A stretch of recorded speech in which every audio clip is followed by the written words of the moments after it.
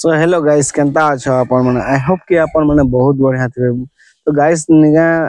खरा दिन ही आसला ने बहुत मात्रा रे निगा खरा बढ़ी चली छे आर निगा देखबा के पाइबो जे निगा आज इटा फेब्रुआरी लास्ट ही आसु जेन और जेन प्रकार ने खरा बढ़ी छे तो निगा हमर हिसाब रे तो मुई कहबा जेमी बोलने किछि नि हबार ने 35 डिग्री ही आसला न जेते निगा मई अप्रैल आसपास से टाइम रे काना हबा तो मुई समस्त को रिक्वेस्ट करमी ने जदी जे भी निगा बाहर के जाउ छ कि जेनारे भी जाउ छ बोले निका निहाती धोप टुआलटे